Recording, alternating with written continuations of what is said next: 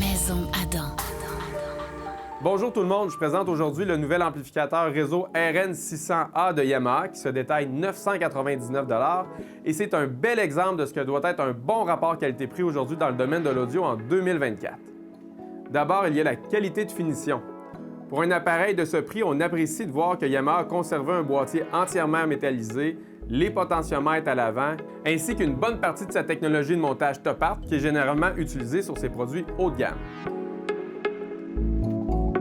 En termes de branchement, c'est aussi très généreux avec plusieurs entrées analogiques, une entrée pour brancher une table tournante, des entrées optiques et coaxiales et aussi la possibilité de brancher deux paires de haut-parleurs à la fois. En fait, pour compléter le tableau, il manquerait seulement une entrée HDMI ARC pour ceux qui aimeraient contrôler le volume de leur téléviseur avec une seule télécommande. Le RN600A, c'est aussi un ampli ultra simple d'utilisation. D'abord parce qu'il présente un large écran d'affichage qui indique les sources, le poste de radio et le niveau de volume. On retrouve toujours sur la façade des potentiomètres pour ajuster les basses, les aigus et le fameux loudness de Yamaha pour ajouter de la profondeur au son si on écoute à bas volume. Mais c'est aussi un amplificateur qui a un fond très moderne avec d'abord l'implantation du DAC Saab ES9010 32 bits qui est reconnu pour un rapport signal-bruit très faible ainsi que l'application MusicCast pour tout ce qui concerne l'écoute de musique sans fil. Pour ce qui est de l'application MusicCast, c'est pas trop mal. Elle va donner accès à l'ensemble des sources qui sont branchées sur l'amplificateur. Elle permet de contrôler le volume. Elle donne aussi accès à la zone A et à la zone B si on a deux paires d'enceintes de branchées sur l'appareil. Et aussi, elle va donner des raccourcis vers les services musicaux comme Spotify et Tidal.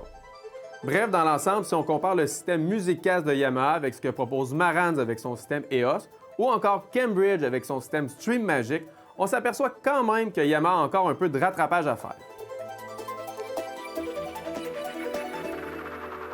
Pour ce qui est de la qualité sonore, le RN600A de Yamaha repose sur la technologie Top Art qui optimise le chemin entre l'entrée et la sortie du signal et qui garantit une rigidité du châssis pour limiter les vibrations.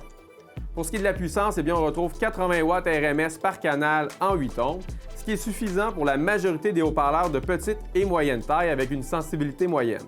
Dès les premières notes, on reconnaît le son du fabricant, c'est-à-dire un son plutôt neutre, sans coloration particulière. On aime d'abord le niveau de détail sur les aigus et les médiums du RN600 qui ne donne pas l'impression d'étouffer certaines notes. La reproduction des basses sont plutôt franches et assez puissantes pour être bien balancées avec le reste du son. Ce n'est toutefois pas l'amplificateur qui présente l'image sonore la plus profonde, mais en même temps, ce n'est pas ce qu'on demande à un amplificateur de cette catégorie de prix. Je dis ça parce que si vous êtes habitué à des amplificateurs haut de gamme, peut-être vous allez trouver qu'il manque un peu de chair autour de l'os et qu'un modèle comme le RN1000 de Yamaha vous conviendrait davantage. Mais ce n'est pas le cas pour le prix et en comparaison de la concurrence, le RN600A pour tout ce qu'il offre fait vraiment très bien. Si vous avez apprécié cette nouvelle vidéo, je vous encourage à nous suivre sur nos différents réseaux sociaux ou encore de visiter notre site web sur maisonadam.ca.